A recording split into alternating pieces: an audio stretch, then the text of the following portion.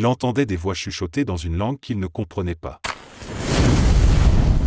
Pour ceux dont la carrière les amène à passer de longues périodes en mer, quelle est la chose la plus effrayante que vous ayez vue? Lors d'un voyage particulièrement horrible, tout ce qui pouvait mal tourner a mal tourné et nous nous sommes retrouvés sans nourriture, sans eau et sans sommeil pendant une période de temps très malsaine. Tout a commencé par des hallucinations auditives. Les navires étaient bruyants, et lorsque vous devenez fou, vous commencez à penser que ces bruits vous parlent. J'ai entendu des enfants rire, une chorale chanter et, plus effrayant encore, un clapotis particulier semblait m'appeler depuis la mer. Ajoutez à cela des hallucinations visuelles et les choses deviennent vraiment terrifiantes. À un moment donné, j'étais convaincu que nous étions dans le désert, avec du sable tout autour de nous et des montagnes au loin. Un autre membre de l'équipe a paniqué et nous a dit que nous étions sur le point de tomber sur un immeuble d'habitation. Je pense que la chose la plus effrayante a été lorsque quelqu'un a été convaincu que nous avions perdu une partie de l'équipage par-dessus bord.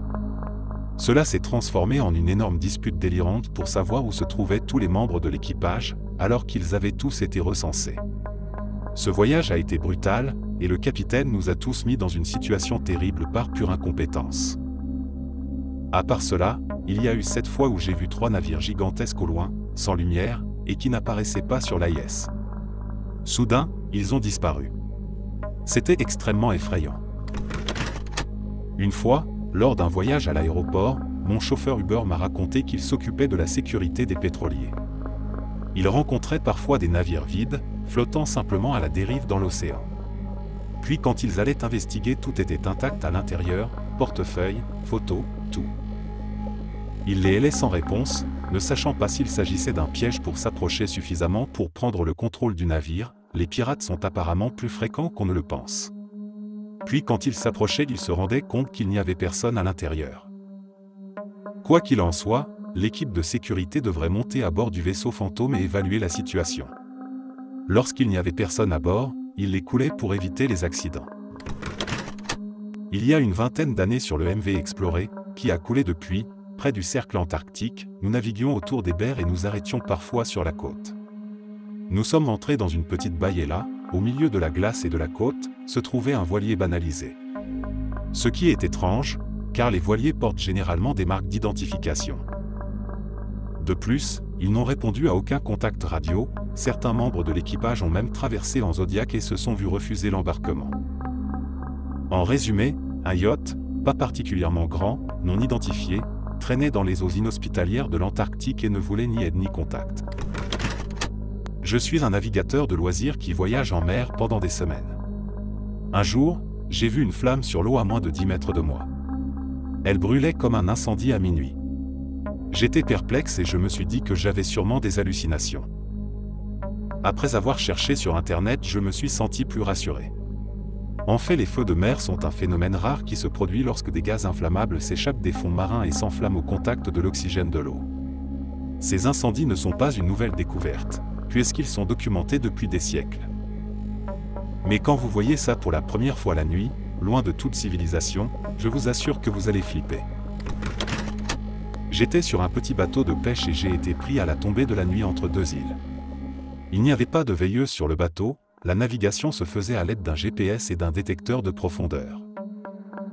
Le capitaine connaissait le chemin comme sa poche puisqu'il naviguait dans ces eaux depuis son enfance, mais pour moi, c'était la première fois que je me retrouvais au milieu de l'océan, de nuit. Il faisait nuit noire, sauf pour les étoiles. Le bateau semblait flotter dans le vide le plus noir de l'univers. Des années plus tard, j'ai vu le film La vie de Pi et la scène où Pi est dans son canot de sauvetage flottant dans l'obscurité parmi les étoiles, c'était exactement comme ça. Je rêve encore de cette nuit-là. L'obscurité engloutissante et le silence total. C'était surréaliste. J'ai travaillé sur un voilier un été aux Bahamas et on voit souvent des kayaks et des gilets de sauvetage flotter dans l'océan. On les ramène toujours avec nous, mais après investigation ils sont toujours tombés d'un yacht ou d'une autre embarcation et ce n'est jamais très grave. Par contre une fois, nous avons trouvé un kayak flottant avec une canne à pêche dans le porte-canne, ce qui signifie que quelqu'un l'utilisait. Le corps n'a été retrouvé que quelques jours plus tard. J'étais à environ 2 km au large de l'Australie occidentale en train de pêcher en kayak au milieu de nulle part. J'ai fait tomber une canne à pêche par-dessus bord et je n'ai pas hésité à enlever mon gilet de sauvetage pour plonger et la récupérer. Je l'ai poursuivi sur une bonne distance avant d'abandonner. Quand je suis remonté à la surface, le kayak était maintenant à 15 à 20 mètres, grâce à un vent beaucoup plus fort que je ne l'avais imaginé.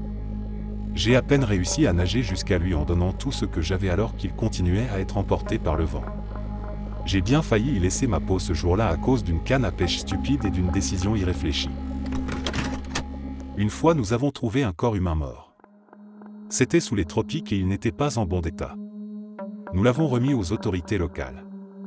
Chaque fois qu'on essayait de l'attacher ou de le prendre avec quelque chose, des parties du cadavre se détachaient et une odeur répugnante s'en dégageait.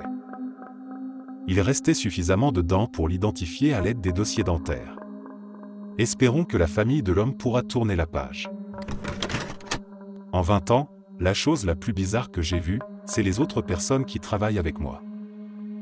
Environ 40% des marins aiment ce qu'ils font et le font bien. Il y a aussi 40% de marins qui font bien leur travail, mais qui feraient mieux si l'argent était au rendez-vous. Mais il y a encore 20%, s'ils vivaient sur Terre plus de 6 mois par an, ils finiraient par mourir ou par être incarcérés.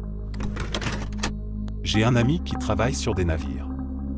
Il m'a dit que la chose la plus effrayante qu'il ait jamais vue était de regarder par la fenêtre et de voir une vague qui, selon lui, semblait mesurer 100 mètres de haut passer juste à côté de leur bateau et disparaître soudainement. Il connaissait les vagues scélérates, mais il a dit que voir une vague aussi grande, aussi proche et la regarder disparaître soudainement était tellement effrayant et choquant qu'il est resté littéralement abasourdi pendant 1 minute. Je suis marin contractuel. Je disparais dans la zone bleue 6 à 8 mois par an. Effrayant? Pas vraiment, honnêtement. Le bruit de l'acier qui gémit à cause des réservoirs détendus lorsque vous roulez très fort peut être un peu déconcertant. Le feu de Saint-Elme est plutôt intéressant. La Fata Morgana, alias le Hollandais volant, est plutôt sympa à voir en vrai. Au bout d'un certain temps, la seule chose qui vous effraie vraiment, c'est les problèmes qui influencent directement votre survie. Toutes les situations effrayantes auxquelles j'ai participé étaient des situations d'urgence. Un incendie dans la salle de contrôle des machines ou un mur de fumée toxique provenant de l'électronique en feu et de la salle des hautes tensions. J'ai vu des bateaux de pêche sportifs flambant neufs d'une valeur d'1 million de dollars chavirer et se balancer comme un bouchon à 1000 km de la terre. J'ai vu de minuscules oiseaux chanteurs sautiller à la surface du navire, s'accrochant à peine à la vie, mais volant aussi fort que possible pour trouver la terre ferme. Ce qui est le plus effrayant quand on est dehors, ce sont les profondeurs sans fond de la tristesse, de la solitude et du chagrin d'amour. Vous irez dans des endroits que les mots ne pourront jamais décrire. J'étais plongeur dans les champs pétrolifères du golfe du Mexique. Je dirais qu'environ 80% des plongées que j'ai effectuées l'ont été de nuit. La plupart du temps, il s'agissait de plonger à 500 pieds et moins. C'est un sentiment très étrange d'être assis sur la ligne de descente et d'effectuer une décompression dans l'eau au milieu de la nuit. Je demandais toujours à l'équipage d'éteindre ma lampe frontale. J'étais comme un ver sur un hameçon flottant dans l'obscurité. Ce n'est pas tant effrayant qu'inquiétant, mais c'est le fait d'être en pleine mer, la nuit, dans un orage et par vent faible. L'océan était très calme, pas de grosses houles roulantes, juste de minuscules ondulations.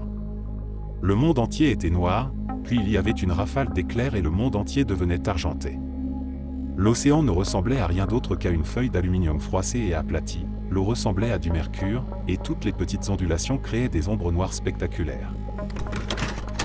Je buvais un verre dans un bar de l'aéroport et j'ai rencontré une femme qui travaillait comme pêcheur commercial, en route vers l'Asie du Sud-Est pour un séjour de détente avec sa famille.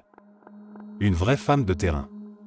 Elle m'a régalé d'histoires sur son travail, de tous les bons côtés de son métier, de toutes les raisons qui l'ont poussée à continuer pendant des décennies. Je lui ai demandé quelle était la chose la plus effrayante qu'elle avait vue en haute mer et, sans hésitation, elle m'a répondu « Oh, un ovni sous-marin. J'en ai vu un sortir de l'océan à côté de mon bateau et s'envoler dans le ciel. » L'objectivité de sa réponse me dérange encore aujourd'hui. Un ami m'a raconté cette histoire. C'était un rameur d'endurance de compétition qui traversait l'Atlantique à la rame. C'était la nuit et son petit bateau flottait en plein dans le passage du milieu où de nombreux navires négriers ont navigué il y a des centaines d'années. La mer était extrêmement calme et il n'y avait pas de vent. Il jure qu'il entendait des voix chuchoter dans une langue qu'il ne comprenait pas. Il a également mentionné qu'à un autre moment, il se trouvait en haute mer et qu'il pouvait regarder les vagues au-dessus de sa tête et voir des silhouettes de requins. J'aime être sur la terre ferme. Merci d'avoir écouté jusqu'à la fin. N'hésitez pas à vous abonner et à aimer la vidéo si vous voulez plus de vidéos sur des thèmes similaires.